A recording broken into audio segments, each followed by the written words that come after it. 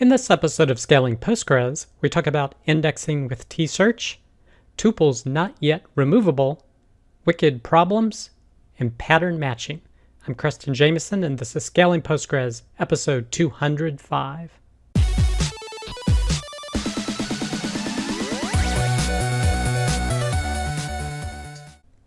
All right, I hope you, your friends, family, and coworkers continue to do well. Our first piece of content is how to index data with tsearch. This is from depesc.com. And he's talking about an issue that he was looking at on a Slack discussion where they said, should you build a TS vector in a field and then index that, or just make an expression index that has the TS vector in it? So in general, he says he doesn't like having an additional TS vector column in the table because it doesn't really serve any purpose if you're using expression index, and it's just taking up space.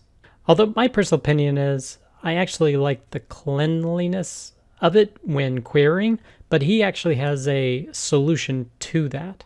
So we'll take a look at what he's talking about. So he created a post table, and he created an expression index using gen and a TS vector where he's concatenating the title, headline, main body. And of course, in order to deal with search issues, you want to put a space between them and take into account if any of these happen to be null by using the coalesce function.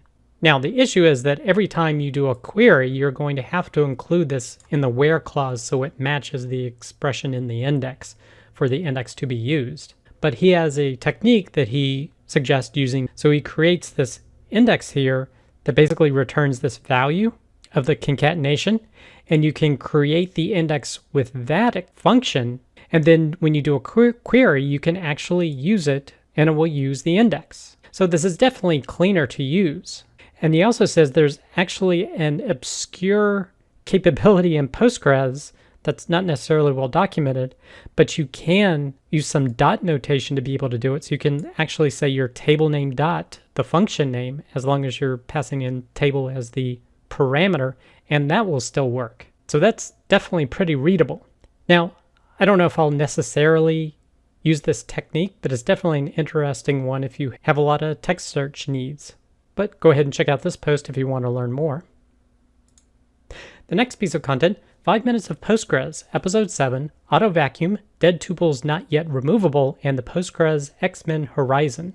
So in this episode of 5 Minutes of Postgres, he's talking about a friend that had an issue where Autovacuum was not cleaning up tuples.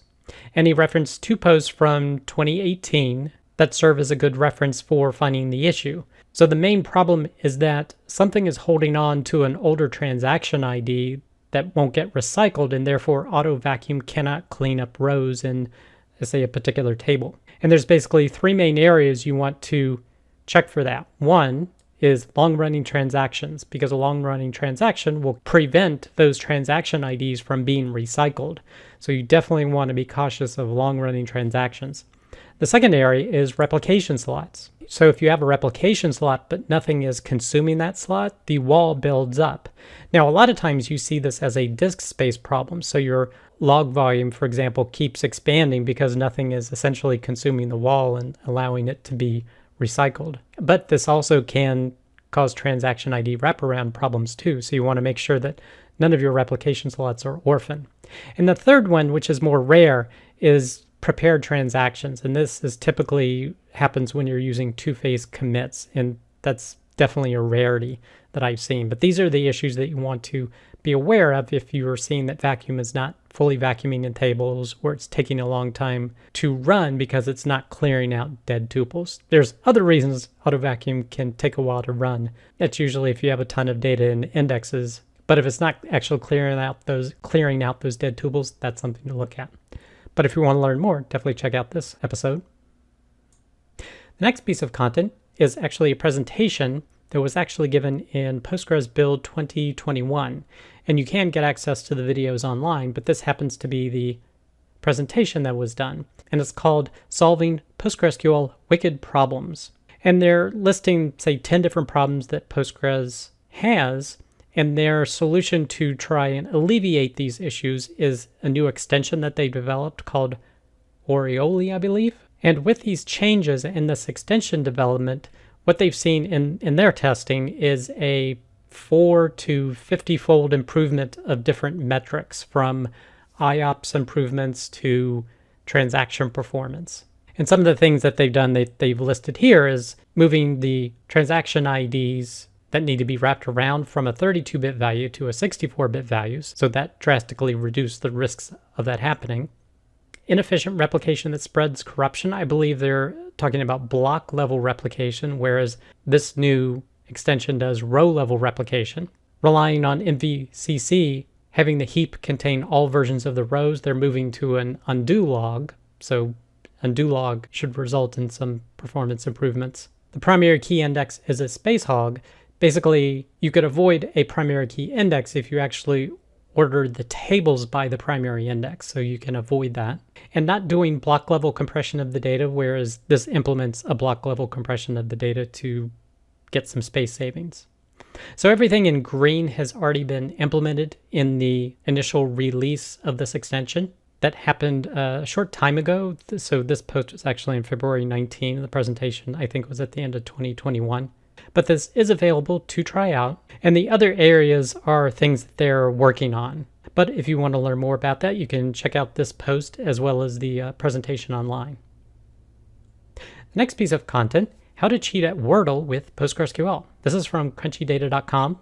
And this post does exactly what it says, loading up a bunch of different words into Postgres and then trying to find word matches given a certain set of words. So it's definitely an experiment in pattern matching in Postgres.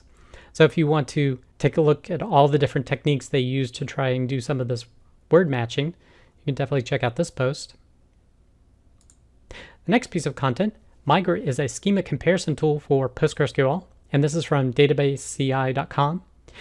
And frequently you have file comparison tools that show you the difference between one file and another. Well, this actually does it for Postgres schemas. So you just run the command migra at a command prompt. It's a Python library, I believe, and you give it two PostgreSQL URLs. It connects to those databases and then tells you, okay, this is how you match the schemas up, or what needs to change to match one schema to another. So it literally gives you the alter table commands to do that. So definitely an interesting tool, and it says that they cover tables, partition tables, constraints, views, functions, indexes. So a lot of different objects and notes you may need to be aware of that are listed here as well. But definitely an interesting tool. I encourage you to check out if there's interest. Next piece of content, Pgpool-II Configuration Parameters, auto failback. And this is from bping.blogspot.com. And for connection pooling, I tend to use pgbouncer. I haven't actually used Pgpool-II yet, but it has a lot of capabilities for handling a cluster of PostgreSQL servers. And one of those areas is automatic failback of a Postgres server. Like if it goes online and comes back, how do you fail back to it? And this post talks about that configuration and process. So if you're interested in that, you can check out this blog post. The next piece of content, cloud data sources for the Postgres operator for Kubernetes. This is from crunchydata.com, and they're talking about an enhancement to their crunchydata Postgres operator, where for building a new cluster of Postgres systems, you can actually rely upon an existing backup that is stored in AWS, Google Cloud Storage, or even Azure. So if you're interested in doing that, you can definitely check out this blog post. Next piece of content, a snippet to acquire a lightweight lock. This is from hygo.ca. And if you're interested in learning more about the internals of how lightweight locks are set up in Postgres, you can definitely check out this blog post. Next piece of content, the PostgreSQL Person of the Week is Gianni Ciolli. And if you're interested in learning more about Gianni and his contributions to Postgres, definitely check out this blog post. And the last piece of content, we did have another episode of the Rubber Duck Dev Show this past Wednesday. This one was on reviewing web application security risks as defined by OWASP. So if you're a developer and interested in reviewing those, you can definitely check out our show. That does it for this episode of Scaling Postgres.